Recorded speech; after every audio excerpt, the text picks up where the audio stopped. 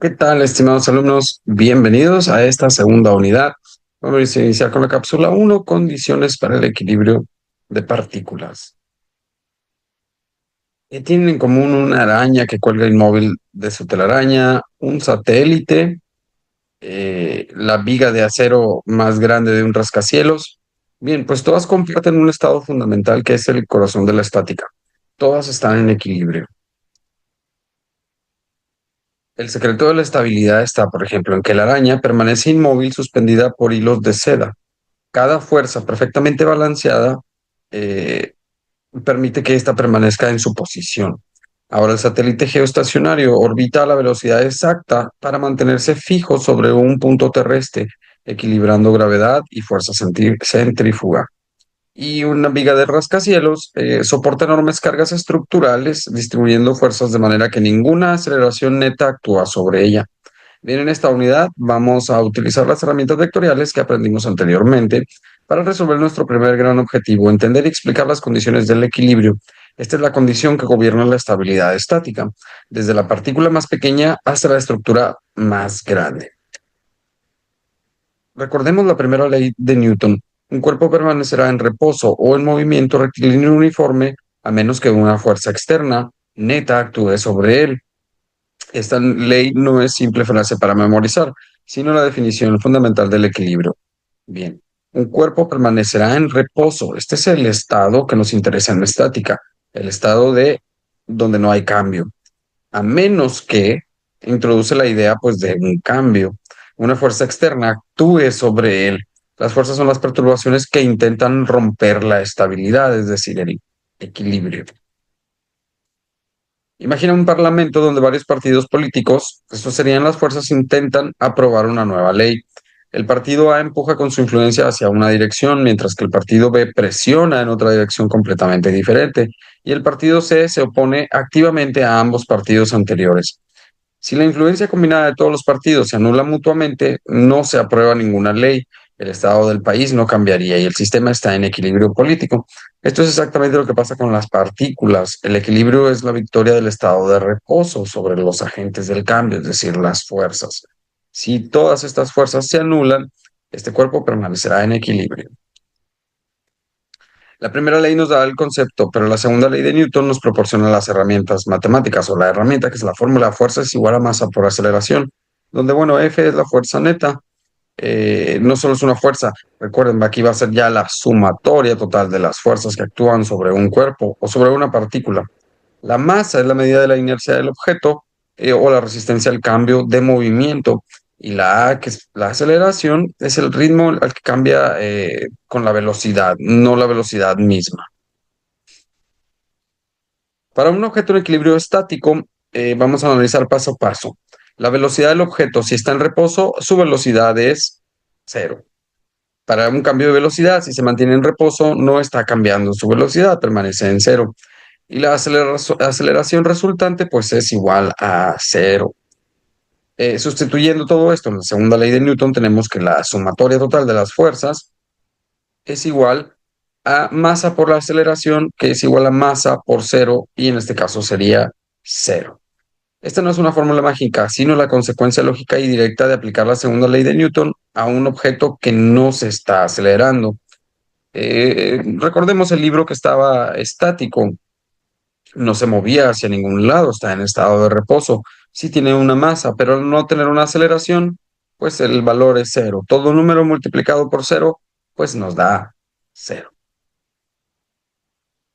La sumatoria total de todas las fuerzas es igual a cero. La condición de equilibrio, la condición necesaria y suficiente para el equilibrio de una partícula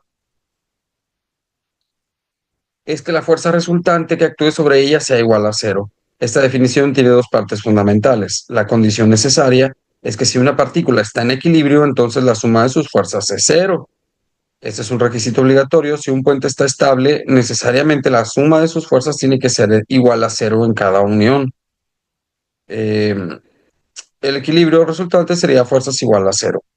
Ahora, una condición suficiente, si la suma de fuerzas es cero, entonces sí hay un equilibrio. No necesitamos verificar nada más. Si demuestras que la sumatoria total de las fuerzas es igual a cero, has garantizado ya la estabilidad o el equilibrio del cuerpo. Ambas ideas juntas nos dan una equivalencia perfecta. El concepto físico del equilibrio y, bueno, la ecuación matemática son dos caras de la misma moneda. Ahora, la ecuación es una ecuación vectorial, que significa que ¿qué significa que un vector sea igual a cero? Bueno, un vector tiene magnitud cero y no apunta hacia ningún lado. Esto ocurre cuando todas sus fuerzas son componentes son cero independientemente. Si descomponemos la fuerza resultante, R, en componentes rectangulares nos quedaría R de X o resultante total es igual a la sumatoria total de las fuerzas de X. La resultante de Y pues sería igual a la sumatoria total de todas las fuerzas de Y. Y de Z, pues bueno, la sumatoria total de todas las fuerzas resultantes de Z. Nosotros en este caso solo analizamos anteriormente un plano en dos dimensiones. Si fuera en tres dimensiones, pues tendría una componente Z. En vez de ser un plano así, sería así. ¿Ok? Para que R sea igual a cero, cada componente debe ser cero. Ahora solo necesitamos asegurarnos de que horizontalmente todo lo que jala hacia la derecha sea cancelado por lo que jala hacia la izquierda. Todo lo que jala hacia arriba sea cancelado por todo lo que jala hacia abajo. Y todo lo que jala hacia adelante sea cancelado por lo que jala hacia atrás. Esta estrategia es fundamental porque la usaremos para resolver casi todos los problemas de equilibrio de ahora en adelante. El equilibrio gráfico contra el equilibrio analítico. En el modo gráfico, que es el polígono de fuerza cerrado, se dibujan las fuerzas a escala, una después de otra, usando el método punta-cola. La última fuerza terminará exactamente con donde comenzó la primera. El resultado es un polígono cerrado que representa gráficamente que la resultante es cero. Y en el analítico calculamos matemáticamente las componentes en X y las componentes en Y, demostrando numéricamente que hemos regresado al punto de partida. El resultado es una prueba numérica precisa de equilibrio. El método gráfico es excelente para visualizar, mientras que el analítico proporciona resultados numéricos muy precisos. Ahora, ¿qué significa exactamente que la resultante de las fuerzas sea igual a cero en la práctica para un ingeniero que diseña estructuras? Esto nos da una estabilidad garantizada. Cuando se cumple la condición de equilibrio en cada parte de una estructura, se garantiza que ésta no se moverá, inclinará, en el peor de los casos, colapsará. Esta es la promesa de seguridad estructural. Predictibilidad total. La ecuación no solo verifica un diseño, sino que permite crearlo. Si conocemos las cargas, podemos calcular exactamente las fuerzas de soporte necesarias. La condición de equilibrio es como una balanza perfectamente nivelada. Las cargas de un lado son contrarrestadas por las cargas del otro lado. Por ejemplo, en el semáforo, una fuerza activa principal, su peso, y la gravedad lo jala constantemente hacia abajo. Esta fuerza es constante. Tiene fuerzas reactivas, tensiones en los dos cables que lo sostienen y que jalan hacia arriba a ambos lados. Este es el semáforo y es jalado por dos cables. Condición de equilibrio. El efecto combinado de los cables debe anular perfectamente el peso del semáforo. El equilibrio sería modelado como T en la componente Y más T en la componente Y2 sería menos el peso es igual a cero. Y para el lado de la X es menos T de 1X más T de 2X es igual a cero. El trineo. Imagina que jalas un trineo pesado sobre nieve plana con una cuerda inclinada. El trineo se mueve a una velocidad constante. Si la velocidad es constante, ¿cuál es la aceleración? Es cero. Un objeto con velocidad constante no acelera, por lo tanto está en equilibrio dinámico y las condiciones pues igualan la fórmula que es cero. Por ejemplo, en fuerzas activas, tensión de cuerda contra el peso del trineo y en fuerzas reactivas, la fuerza normal del suelo y la de fricción. El equilibrio sería la componente de T de X menos F, es decir, cero. Es decir, la componente horizontal del jalón menos la fricción. El equilibrio es N más TY igual a menos W igual a cero, que sería la normal menos la componente vertical igual al peso. Ahora, ¿qué conceptos vimos? El concepto de equilibrio, entiendo que el equilibrio estático es un estado de aceleración cero. Esto es importante para ti, son tus conceptos para que tú lo autoanalices. O el origen físico, que puedas comprender cómo la fuerza es igual a la masa por la aceleración, y esto nos lleva a que la resultante de la sumatoria total de las fuerzas es cero, cuando la aceleración es cero también. Em, que comprendas que esta forma de requisito obligatorio y garantía de equilibrio, que los componentes se descomponen en sus componentes en X, en Y o en algunos casos en Z, si analizas en tres dimensiones. Representación gráfica, que entiendas que el polígono de fuerza, ¿qué es el polígono de fuerza cerrado? Y por último, que puedas identificar condiciones de equilibrio en sistemas reales. Bien, hasta ahora hemos estudiado todas las partículas, perdón, he estudiado las partículas donde todas las fuerzas actúan en un punto. Para este tipo de problemas, donde todas las fuerzas se igualan, es necesario y suficiente. Ahora, en un experimento mental, coloca una regla sobre una mesa y empújala en el centro con dos fuerzas iguales y opuestas, 10 newtons de cada uno de los lados. En el análisis de fuerzas tendremos que las fuerzas resultantes de X serán igual a cero y las fuerzas resultantes de Y serían igual a más 10 newtons más menos 10 newtons, que es igual a cero. Existe un equilibrio, la condición se cumple.